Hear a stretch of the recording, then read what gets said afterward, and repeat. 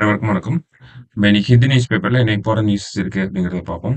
முதல்ல பார்த்தோம்னா, புதுமை பெண் ஸ்கீம் ரிலேட் பண்ணி நம்ம ஸ்டேட் பிளானிங் கமிஷன் ஒரு ஸ்டடி பண்ணியிருக்காங்க. சரிங்களா?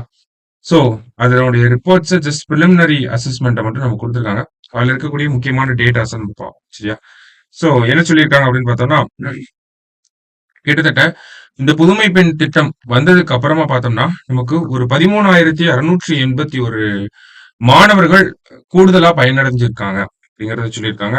அதிகமான கல்வி உயர்கல்வி அப்படிங்கிறது 13,681 பேருக்கு வந்து கிடைச்சிருக்கு அப்படிங்கிறத சொல்லியிருக்காங்க.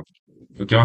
இப்ப 2022, 2023 இந்த 2 ஆண்டுகளையும் ஒப்பிட்டு பார்க்கிறப்ப, நமக்கு உயர்கல்வியில சேர்க்கப்பட்ட மாணவர்களின் எண்ணிக்கை அப்படிங்கிறது சதவீத அடிப்படையில பார்க்கிறப்போ ஒரு 6.9% அதிகமாயிருக்கு அப்படிங்கிறத நமக்கு சொல்லியிருக்காங்க. ஸ்டேட் பிளானிங் கமிஷனே இத சொல்லியிருக்காங்க.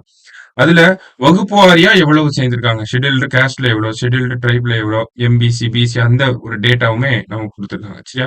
அத தாண்டி பார்க்கிறப்ப எந்த மாவட்டம் அதிகமாக கல்லூரிகள்ல மாணவர்களை சேர்த்திருக்காங்க அப்படின்னு பார்த்தோம்னா, ஹையஸ்ட் காலேஜ் என்ரோல்மெண்ட் அப்படிங்கிறது சேலம் மாவட்டத்துல அதிகமா இருந்திருக்கு. கிட்டத்தட்ட 8.9%. அதன் பிறகு பார்த்தோம்னா சென்னை, தர்மபுரி, திருவண்ணாமலை, நாமக்கல், கடலூர் போன்ற மாவட்டங்கள்லாம் வரிசையாக வருது. ஓகேங்களா? நமக்கு புதுமை பெண் திட்டத்தை பத்தி தெரியும். மூவலூர் ராமாமிர்தம் அம்மையார் அவங்க பெயர்ல தொடங்கப்பட்ட திட்டம். பின்னர் புதுமை பெண் அப்படின்னு பெயர் மாற்றம் செய்யப்பட்டுச்சு. ரூ. 1000 மாதந்தோறும் மாணவிகளுக்கு வந்து கொடுக்குறாங்க. 6 முதல் 12ஆம் வகுப்பு வரை அரசு பள்ளியில பயின்ற மாணவிகளுக்கு வந்து இந்த ஒரு ரூ. 1000 அப்படிங்கிறது வழங்கப்படுது. அது வந்து யூஜி டிகிரி, டிப்ளமா, ஐடிஐ எதுவா இருந்தாலுமே கொடுக்குறாங்க. சரியா? சோ இதே மாதிரி மாணவர்களுக்கு இருக்கக்கூடிய திட்டம் தான் தமிழ் புதல்வன் அப்படிங்கிற திட்டம். இந்த இடத்துல புதுமை பெண் திட்டத்தை மட்டும் தான் ஸ்டடி பண்ணி நமக்கு சொல்லியிருக்காங்க. சரியா?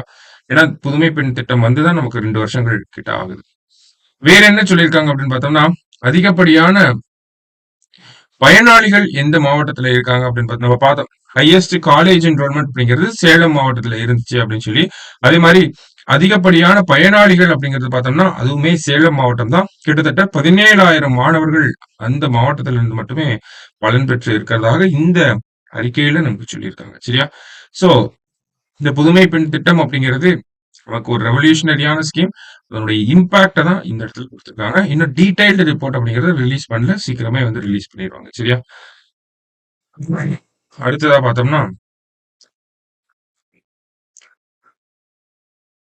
இந்த இடத்துல India and Japan sign agreement for unicorn mast for naval warship அப்படின்னு சொல்லி கொடுத்திருக்காங்க. ஸோ யூனிகார்ன் மாஸ்ல ஒண்ணும் கிடையாது. நமக்கு ஒரு ஆண்டனா ட்ரையாங்கிள் ஷேப்ல இருக்கக்கூடிய ஒரு ஆண்டனா அது வந்து வார்ஷிப்ல வந்து வச்சிருப்பாங்க. சரியா? ஸோ கம்யூனிகேஷன் பர்பஸ்க்காக யூஸ் பண்ணக்கூடியதுதான் இந்த யூனிகார்ன் மாஸ்ட் அப்படின்னு சொல்லுவாங்க. யூனிகார்ன் அப்படின்னாலே யூனிஃபைடு காம்ப்ளெக்ஸ் ரேடியோ ஆண்டனா அப்படின்னு சொல்லுவாங்க. Unified complex radio antenna. Just வந்து இது வந்து ஒரு ஆண்டனா தான். ஓகேவா? ஸோ இந்த ஆண்டனா அப்படிங்கிறது நமக்கு கம்யூனிகேஷன் பர்பஸஸ்க்காக யூஸ் பண்ணிக்குவாங்க. சரியா? ஸோ அதுதான் யூனிஃபைட் காம்ப்ளெக்ஸ் ரேடியோ ஆண்டனா. என்ன ஒரு முக்கியத்துவம் அப்படின்னு பார்த்தோம்னா, நம்ம அமெரிக்கா கிட்ட, ரஷ்யா கிட்ட எல்லாம் வந்து இந்த பாதுகாப்புத்துறை ரீதியாக ஒப்பந்தங்கள் நிறைய செயல்பட்டுட்டு தான் இருக்கு. ஜப்பான் கிட்ட இந்த மாதிரி டிஃபென்ஸ் ரிலேட்டடா ஒரு அக்ரிமெண்ட் போட்டு அவங்களோட ஒரு டெக்னாலஜியை யூஸ் பண்றது அப்படிங்கிறது இதுதான் ஃபர்ஸ்ட் டைம். அதனாலதான் இந்த யூனிகார்ன் அப்படிங்கிற ஒரு விஷயத்த நமக்கு செய்திகள் சிறப்பாக கொடுத்திருக்காங்க. ஏன்னா ஃபர்ஸ்ட் டைமா பண்ணிருக்கோம். சரியா? ஜப்பான் கிட்ட ஒரு டிஃபென்ஸ் டெக்னாலஜி வாங்கி நம்ம பயன்படுத்துறது இதுதான் பாதுகாப்பு துறையில முதல் முறையா. சரியா? அடுத்ததா பாக்குறப்ப நமக்கு இந்த ஒரு செய்தி அப்படிங்கிறது நம்ம தினமணியிலேயே பார்த்திருப்போம். நவம்பர் 14 அப்படிங்கிறது நமக்கு உலக சர்க்கரை தினமாக இருக்கு. அந்த அன்னைக்கு பார்த்தோம்னா லான்செட் ஆய்வு நிறுவனம் பார்த்தோம்னா ஒரு உலகளாவிய அறிக்கை அப்படிங்கறத வெளியிட்டிருந்தாங்க. அந்த அறிக்கையில பார்த்தோம்னா கிட்டத்தட்ட உலக அளவுல பாக்குறப்ப 1990 மற்றும் 2022 இந்த ஆண்டுகளுக்கு இடைப்பட்ட காலத்துல பார்த்தோம்னா சர்க்கரை நோயுடைய தீவிரம் அப்படிங்கிறது உலக அளவுல அதிகரிச்சு வந்திருக்கு அப்படிங்கறத சொல்லியிருந்தாங்க. அதேதான் இங்கேயும் கொடுத்திருக்காங்க. கிட்டத்தட்ட 800 மில்லியன் அடல்ட்ஸ், ஓகேங்களா, 80 லட்சத்துக்கும் மேற்பட்ட மக்கள் வந்து பார்த்தோம்னா குறிப்பா அடல்ட் பாப்புலேஷன் பார்த்தோம்னா நமக்கு சர்க்கரை நோய் பாதிக்கப்பட்டு இருக்கிறாங்க அப்படிங்கறத சொல்லியிருக்காங்க. இதுல பார்த்தோம்னா உலக அளவுல இந்தியா தான் முதலிடத்துல இருக்காங்க. கிட்டத்தட்ட 212 million people in India have diabetes அப்படின்னு சொல்லி கொடுத்திருக்காங்க. சோ இந்த டயபெட்டிஸோட பாக்குறப்ப நமக்கு இந்தியாவில் இருக்கக்கூடிய டயபெட்டிஸ் பாப்புலேஷன்ல அதுல நிறைய பேருக்கு பார்த்தோம்னா கண் பாதிப்புகள் அதிகமாக இருக்குன்றதையும் சொல்லியிருந்தாங்க. ஓகேவா? சோ உலக அளவுல டயபெட்டிஸ்ல இந்தியா டாப்ல வந்து இருக்காங்க. சோ அதற்கு ஏத்த மாதிரியான மெஷர்ஸ கொண்டு வரணும் அப்படிங்கிறது நம்ம இந்த இடத்துல இருந்து புரிஞ்சுக்கிறோம். இல்லைங்களா? ஆ, குறிப்பா இந்த லோ இன்கம் கண்ட்ரீஸ் இருக்காங்க இல்லையா?